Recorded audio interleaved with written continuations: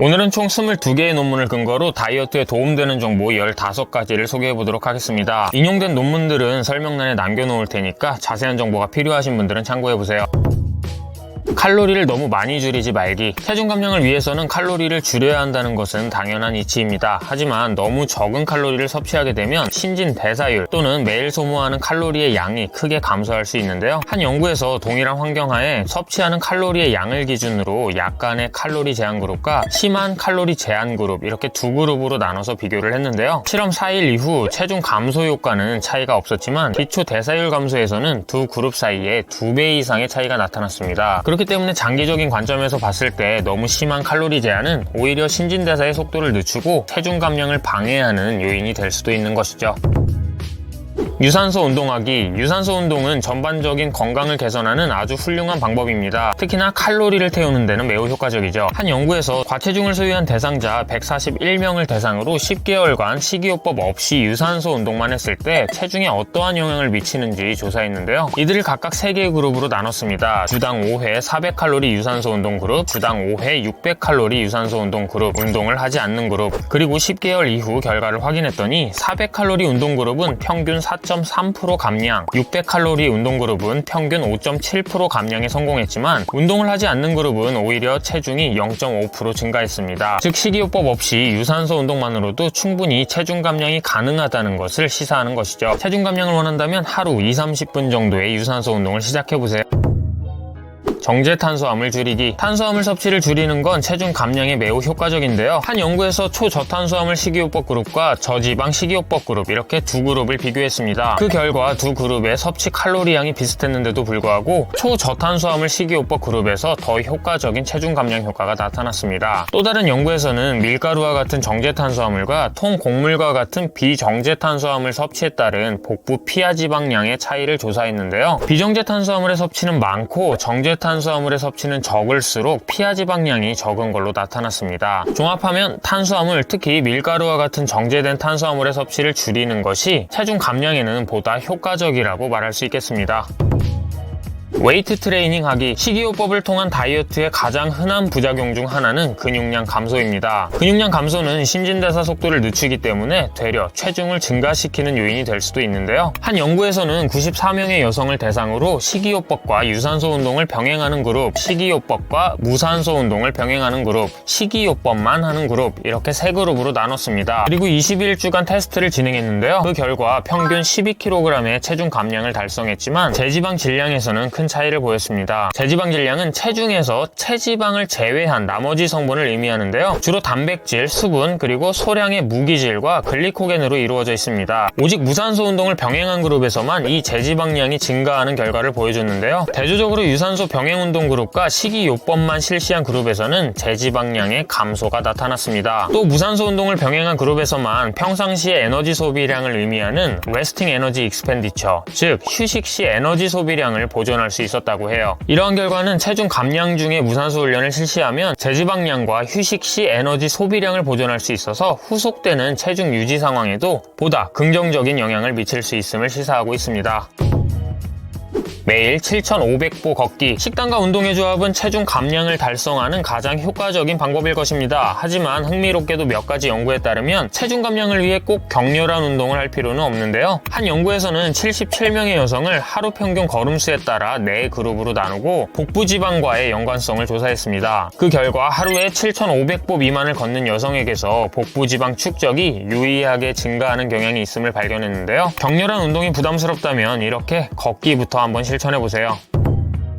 액상과당 피하기. 탄산음료와 주스 등에는 일반적으로 많은 양의 액상과당이 함유되어 있습니다. 한 번에 많은 양을 마시는 것도 매우 쉽기 때문에 영양소가 없는 빈 칼로리를 섭취하게 되기도 아주 좋은데요. 식약처에서도 그 위험성을 경고하고 있죠. 영양소가 없이 열량이 높고 포만감이 적은 액상과당은 식이섬유가 없기 때문에 과일의 과당보다 체내 흡수 속도가 훨씬 빠른데요. 이러면 혈당을 너무 빨리 올리기 때문에 비만은 물론이고 각종 성인병의 원인이 될 수도 있는 것이죠. 체중 감량을 위해선 이런 액상과당은 가급적 피하는 게 좋겠죠. 물 마시기. 물을 마시는 건 건강을 위해서도 권장되지만 체중 감량을 할 때도 두 가지 측면에서 이롭습니다. 첫째, 일시적으로 신진대사율을 높여 체중 감량에 도움을 줍니다. 이 연구들에서는 물을 마셨을 때 체내의 삼투압 메커니즘에 의해서 그리고 체온을 조절하기 위해서 열량이 소모됨을 시사하고 있는데요. 물을 마시는 것만으로도 하루 최대 100칼로리까지 에너지 소비량을 증가시킬 수 있다고 말하고 있습니다. 둘째는 식사 전에 물을 마심으로써 포만감을 주고 궁극적으로 더 적은 칼로리를 섭취할 수 있습니다. 이와 관련된 연구에서는 식사 전 물을 마시는 행위를 통해 평균적으로 약 13%의 칼로리 섭취 감소 효과를 확인할 수 있었습니다. 식사 전 물 한 컵이 체중 감량을 위한 좋은 습관이 될 수 있겠네요.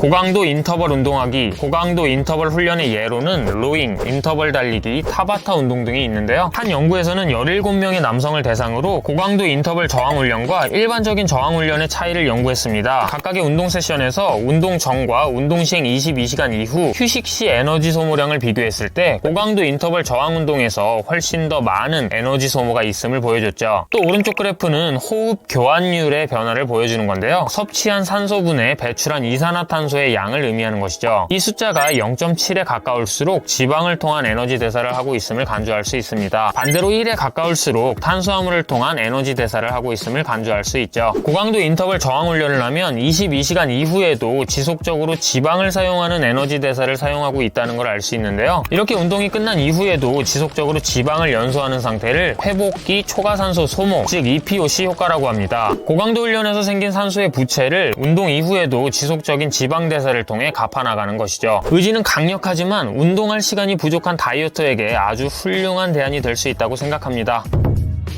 스트레스 낮추기. 인체는 스트레스 상황에 놓이면 코르티졸이라는 호르몬 분비를 촉진하는데요. 이 연구에서는 이런 코르티졸의 분비가 스트레스를 보상하기 위해 달고 자극적인 음식을 찾게 만드는 경향을 만들고 나아가서는 지방을 저장하는 호르몬인 인슐린 수치의 증가를 유발한다고 밝히고 있습니다. 또 다른 연구에서는 체중의 수준을 결정하는 요인이 음식에 대한 개인별 기호보다 이모셔널 이팅, 즉 감정적 섭식에 의해 더 크게 좌우될 수 있음을 주장하는데요. 체중 감량 이전에 본인의 스트레스 상태를 점검해보는 것이 도움이 될 수 있어 보입니다. 더 많은 단백질 먹기. 한 연구에서 피험자 10명에게 고단백 식사, 고탄수화물 식사, 고지방 식사를 무작위 순서로 제공하고 열량 측정과 포만감 평가를 실시했는데요. 고단백 식사에서 가장 높은 열량 소모와 가장 높은 포만감을 제공한다는 사실을 확인할 수 있었습니다. 또 다른 연구에서는 617명을 대상으로 단백질 섭취와 복부 비만과의 관계를 조사했는데요. 허리와 엉덩이의 비율을 나타내는 WHR 수치가 단백질 섭취량과 유의하게 반비례 관계를 가지고 있는 것을 확인할 수 있었습니다. 체중 감량을 위해선 지금의 식단에서 단백질의 비중을 늘리는 게 도움이 될 수 있겠죠?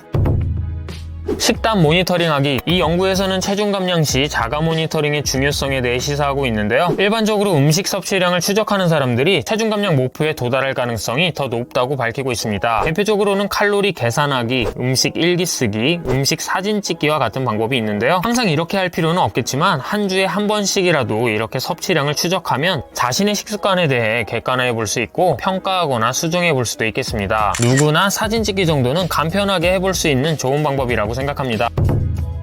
계란 먹기. 계란은 대표적인 완전식품인데요. 계란 2개면 하루에 필요한 필수 아미노산을 모두 채울 수 있습니다. 한 연구에서 계란으로 구성된 아침 식사와 베이글로 구성된 아침 식사 사이에 체중 변화를 조사했는데요. 152명의 참가자를 베이글 아침 식사 그룹, 계란 아침 식사 그룹, 베이글 아침 식사 플러스 다이어트 그룹, 계란 아침 식사 플러스 다이어트 그룹, 이렇게 총 4개의 그룹으로 나눴습니다. 여기서 이 다이어트 그룹에는 기존 식단에서 1000칼로리를 줄이는 저지방 식단이 추가됐죠. 8주간의 테스트 결과 계란 아침 식사와 다이어트를 병행한 그룹이 베이글 아침 식사와 다이어트를 병행한 그룹에 비해 65%나 더 많은 체중 감소 효과를 나타냈습니다. 결론적으로 다이어트 진행 중 계란 섭취가 더 많은 체중 감소 효과를 보여준 것이죠. 또 다른 연구에서는 계란 섭취가 식욕을 증가시키는 호르몬인 그렐린과 지방을 합성하는 인슐린의 분비를 자극하지 않기 때문에 체중 감소에 효과가 있다고 주장하고 있습니다. 내일부터 아침 식사를 계란으로 대체해보는 건 어떨까요?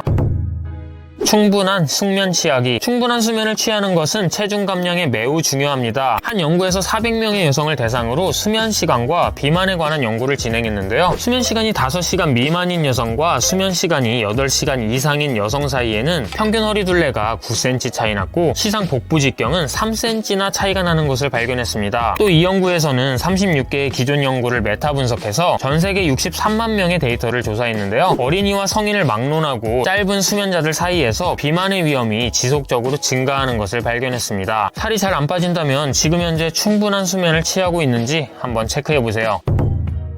간헐적 단식하기. 간헐적 단식은 일정한 시간 동안 식사와 단식을 번갈아 가며 하는 식사법입니다. 가장 보편적인 방법은 일주일에 2에서 4회 24시간 단식을 하거나 16대8 단식을 하는 건데요. 16대8 단식은 매일 16시간의 단식과 8시간의 식사 시간을 유지하는 걸 말합니다. 이렇게 하면 의식적으로 생각할 필요 없이 전체적으로 더 적은 칼로리를 섭취할 수 있죠. 간헐적 단식과 체중 변화를 조사한 이 연구에서는 단식이 체중을 줄일 뿐만 아니라 관상동맥 질환과 같은 심장질환의 위험성도 낮출 수 있다는 것을 발견했습니다. 복잡한 게 싫은 다이어트라면 괜찮은 전략이 될 수 있겠네요.